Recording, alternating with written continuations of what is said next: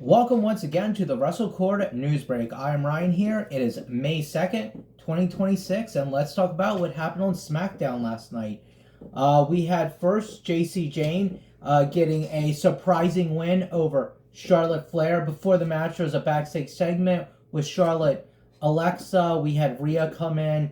They look to be cordial to each other, which is interesting. Jacy Jayne would end up defeating Flair after the match. Fatal Influence would start beating down both girls, Alexa Bliss, Charlotte Flair. Then we had Rhea Ripley's music hit. Huge crowd reaction as always. She would come out and even the odds here, fighting off Fatal Influence. We'd also have in tag team action the WWE Tag Team Champions defending their belts, Damian Priest, R-Truth, with a win over Fraxium, Nathan Frazier, and Axiom. We also had an in-ring segment on the show with Cody Rhodes. He ended up being interrupted by the debuting Ricky Saints. I know we talked on our earlier news break earlier in the week about how Ricky Saints was soon going to be ending his run in NXT. And Ricky would come out. We get a setup for Cody Rhodes go against Ricky later in the night. Cody would get the win over Ricky with the Crossroads. From there, we had Gunther coming into the ring and attacking WWE Champion from behind and choking him out. We also had a interesting segment with Kit Wilson and The Miz beating down Danhausen after The Miz feigned a partnership with Danhausen. It's a sign in the crowd that actually even read Mizhausen. That was not the case. It was all a ruse. Not really surprising coming from The Miz. We also had Royce Keys in action with a win over Angel in quick fashion. We had the women's tag belts on the line with the champions Paige and Brie Bella getting a win over the former champs Lash Legend and Nia Jax. And then to close out the show, we had a match set up for Solus Sikoa and Tala Tonga against the Usos. This match would end up getting thrown out as Jacob Fatu would come in trying to send a message to Roman Reigns, taking out all four men. It was an okay show on SmackDown this week. Not really my favorite. I thought Raw actually was a lot better. But it's moving on to pretty shocking news coming out of Stanford today as we learn from Fightful Select the active remainder of the New Day, Kofi Kingston and Xavier Woods have now departed from WWE. The reports from Fightful indicate the decision was mutual, but I feel like it isn't mutual. There's usually one party requesting their release and the other is just not fighting it so much, and that's what I think happened here. I think it's probably likely that Kofi Kingston and Xavier Woods requested their release. Not a whole lot has been going on with them on the roster. They haven't been getting too much screen time doing much with their characters or gimmicks after turning heel.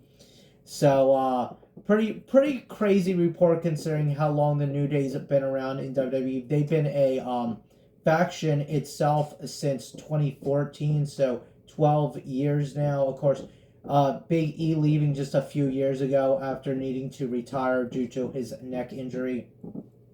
Kofi Kingston was with WWE forever. He first signed with WWE all the way back in 2006, so 20 years ago. He spent over a year in developmental territories, D-South Wrestling and Ohio Valley Wrestling before moving to Florida Championship Wrestling.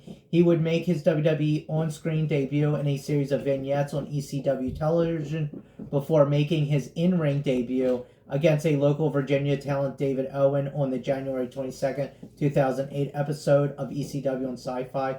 By the summer of 2008, he had already made his way to the Raw brand. He, of course, would spend some time as WWE Champion during 2019, feuding with Bryan Danielson, among other people, eventually losing the title to Brock.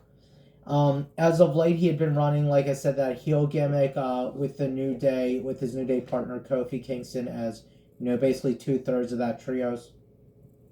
Xavier Woods' journey to WWE a bit different. First showing up on national television as part of the TNA company under the name Consequences Creed. I remember this very well. He would sign to WWE in 2010, spending time in FCW, Florida Championship Wrestling, and staying there through the rebrand to NXT. Woods would eventually move up to the Raw roster in 2013, initially teaming with R-Truth, and then just less than 2 years later forming the New Day stable alongside Kofi and Big E. Obviously, he did not have quite the amount of success as Kofi Kingston and Big E did. Both Kofi and Big E, former WWE champions, but it was very apparent that he was a huge creative force behind the New Day and a lot of their gimmick and their look and everything. So, really surprising news. A lot of the town have seemed surprised. We've heard from the Usos. We also have heard from some of FTR, just seeming very shocked at the departure of the New Day.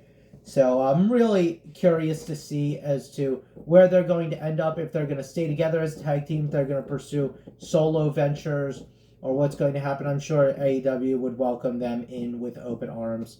And speaking of AEW, let's talk about tonight's collision from Peoria, Illinois. We're going to have the TNT Championship on the line, the Jack Kevin Knight taking on Hook from the Ops. We also have the Bang Bang Gang's Juice Robinson and Ace Austin taking on the Death Riders, Wheeler Yuta and Daniel Garcia.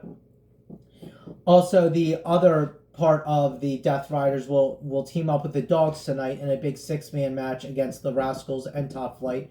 We also have for the National Championship, Jungle Jack Perry, our champion, taking on Mascara Dorada. I think that's going to be a very entertaining bout. And finally, we're also going to see the Conglomeration of Trios champions in action, along with Skyblow in action as well. And then finally, another title match for the night, the TBS title on the line, Willow Nightingale defending against Anna Jay.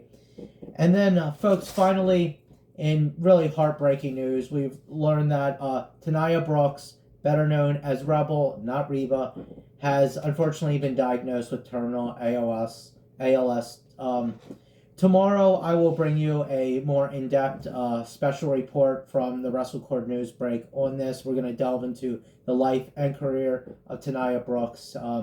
Super unfortunate note to go out on here, folks. But with that, this is Ryan with the WrestleCord news break signing off, and we hope to see you again tomorrow.